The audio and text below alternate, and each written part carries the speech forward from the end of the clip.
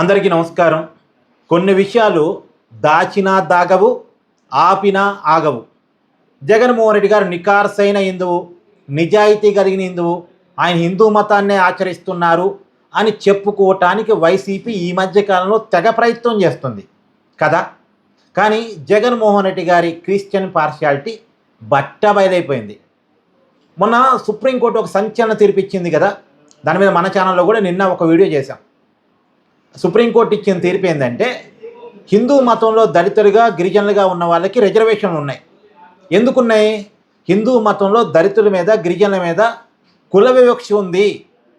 వాళ్ళని కులం కారణంగా వాళ్ళని ఈ వివక్ష గురి చేశారు అనే కారణం చేత వాళ్ళని కూడా అభివృద్ధి పథంలో తీసుకురావడం కోసం వాళ్ళకి రిజర్వేషన్ కల్పించారు.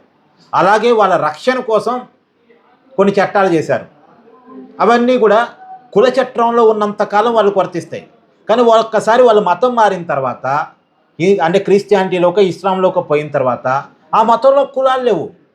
కులాలు లేనప్పుడు కులం ఆధారంగా వచ్చే రిజర్వేషన్ వాళ్ళకి ఎందుకు వర్తిస్తాయి? హిందూ మతంలో కులం ఉంది కాబట్టి, కులం ఆధారంగా వీళ్ళ మీద వివక్ష ఉంది కాబట్టి వీళ్ళకి ఈ చట్టాలు చేశారు. కానీ అక్కడ కులమే లేనప్పుడు కులం ఆధారంగా రిజర్వేషన్ ఎందుకుంటే వాళ్ళకి, ఇంకా కులం ఆధారంగా వాళ్ళకి రక్షణ చట్టాలు ఎందుకుంటే? కాబట్టి సుప్రీంకోర్టు ఈ కీలకమైన తీర్పునిచ్చింది. మతం మారితే కులం ఆధారంగా ఉండేటువంటి రిజర్వేషన్లు, రక్షణ చట్టాలు వర్తించవు అని సుప్రీంకోర్టు ఒక సంచలన తీర్పు ఇచ్చింది. అయితే అసలు ఎందుకు ఈ తీర్పు ఇవ్వాల్సి వచ్చింది, కేసు ఏంటి అని జాగ్రత్తగా గమనిస్తే ఇక్కడ జగన్మోహన్ రెడ్డి గారి క్రిస్టియన్ పార్షియాలిటీ బట్టబయలైపోయింది. ఆ కేసు ఏంటంటే, ఉమ్మడి గుంటూరు జిల్లాలో వైసీపీ అధికారంలో ఉన్నప్పుడు ఒక ఆనంద్ పాస్తర్ అనేటువంటి ఒక వ్యక్తి రామిరెడ్డి అనేటువంటి ఒక ప్రైవేటు వ్యక్తి యొక్క భూమిని లాక్కొని, అంటే రామిరెడ్డి అనేటువంటి వ్యక్తి ప్రైవేటు భూమిని లాక్కొని అక్కడ చర్చి కట్టాలనుకున్నాడట.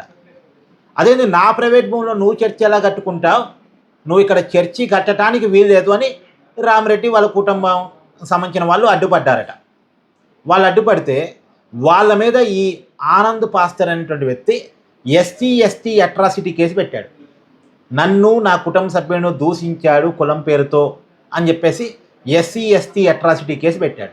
అప్పుడు వైసీపీ ప్రభుత్వం అధికారంలో ఉంది. ఈ రామిరెడ్డి మీద వాళ్ళ మనుషుల మీద చర్చిని అడ్డుకున్నందుకు గాను కులం పేరుతో దూషించారు అని చెప్పేసి ఎస్సీ అట్రాసిటీ కేసు పెట్టాడట. పెడితే ఈ రామిరెడ్డి హైకోర్టుకు పోయాడు. అతను క్రిస్టియను, పాస్టర్గా ఉన్నాడు. 10 ఏళ్ళుగా అతను క్రిస్టియానిటీని ఫాలో అవుతున్నాడు, పాస్టర్గా కూడా ఉన్నాడు. అతను దళితుడేంటి? దళితులైనా గిరిజనులైనా హిందూ మతంలో ఉన్న కులాలయ్యి. అతను ఎస్సీ ఎలా అవుతాడు? అతను మతం మారాడు. ఆ మతంలో ఎస్సీ ఇవన్నీ లేవు. మరి అతను ఎస్సీ ఎలా అవుతాడు? అతని కులం పేరుతో దూషించడం ఏంటి, కులం పేరుతో అతను మా మీద కేసులు పెట్టడం ఏంటి అని చెప్పేసి ఆంధ్రప్రదేశ్ హైకోర్టుని అప్రోచ్ అయ్యాడు. ఈ రామిరెడ్డి వాదనని ఆంధ్రప్రదేశ్ హైకోర్టు అగ్రీ చేసింది.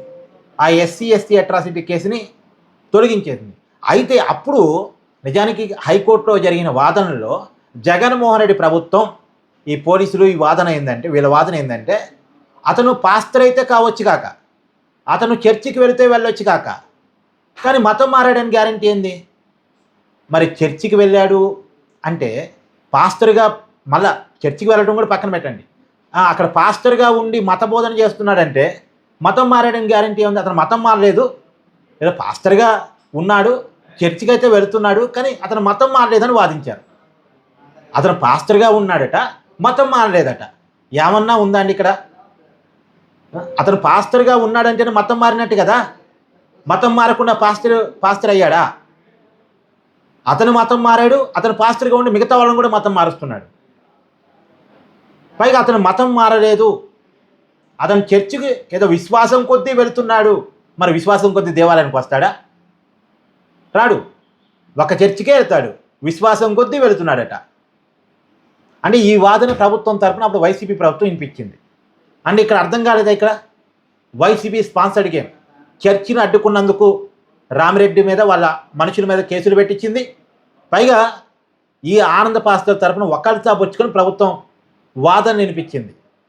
హైకోర్టులో ఆనంద పాస్టర్ ఓడిపోతే, రామిరెడ్డి గెలిస్తే సుప్రీంకోర్టు కూడా వెళ్ళగలిగాడు. ఎందుకు? వెనకాల వైసీపీ ఉంది కాబట్టి. సుప్రీంకోర్టుకి వెళ్ళాడు. సుప్రీంకోర్టు కూడా మొట్టికాయలు వేసి హైకోర్టు తీర్పునే సమర్థించింది. హైకోర్టు చెప్పిన దాన్నే సుప్రీంకోర్టు కూడా చెప్పింది. అది మామూలుగా అయితే ఒక వ్యక్తి హైకోర్టుతో ఆగిపోతాడు, సుప్రీంకోర్టుకి వెళ్ళగలిగాడంటే వెనకాల ఏదో ఒక అండ ఉంటే వెళ్తాడు. ఆ వైసీపీ అండ ఉంది కాబట్టి సుప్రీంకోర్టు దాకా వెళ్ళాడు. అంటే మతం మారటాన్ని ఎంకరేజ్ చేయడం కోసం, ప్రైవేటు భూములు ఆక్రమించి మరీ చర్చలు కట్టడం కోసం వైసీపీ ఎంత అండగా నిలబడింది, ఎంత సపోర్టివ్గా నిలబడింది అని చెప్పడానికి ఇది చక్కటి ఉదాహరణ. పైగా చర్చికి పోయే వాళ్ళంతా క్రిస్టియన్స్ కాదట, పాస్టర్గా ఉన్న వాళ్ళు కూడా క్రిస్టియన్స్ అనడానికి లేదట. వాళ్ళు కూడా హిందువులే. హిందూ మతంలో ఉన్నటువంటి అన్ని రకాల రిజర్వేషన్లు, అన్ని రకాల రాయితీలు వాళ్ళు కూడా పొందాల్సిందేనంట. ఈ రకంగా వైసీపీ వాదన ఉంది ఇక్కడ. మళ్ళీ జగన్మోహన్ రెడ్డి స్వచ్ఛమైన హిందువు అని చెప్పుకుంటూ ఉంటారు. సో ఇక్కడ అంటే నేనేమన్నది ఏంటంటే, మతం మారినప్పుడు మారినా అని చెప్పుకోగలిగే దమ్ము ఉండాలి. మతం మారటం, ఏదో వేరే దేవుణ్ణి నమ్మటం తప్ప ఒప్ప అది వేరే చర్చ. కానీ మారినప్పుడు నేను ఈ మతాన్ని పాటిస్తున్నాను, ఈ దేవుణ్ణి నమ్ముతున్నాను, ఈ ఆచారాన్ని పాటిస్తున్నాను అని చెప్పుకోగలిగేటట్టు ఉండాలి. ఒకేపు పాస్టర్గా ఉండి నేను మతం మారలేదని చెప్తే ఇంతకంటే అన్యాయం, దుర్మార్గం ఇంకేమైనా ఉంటుందా? థ్యాంక్ యూ అండి.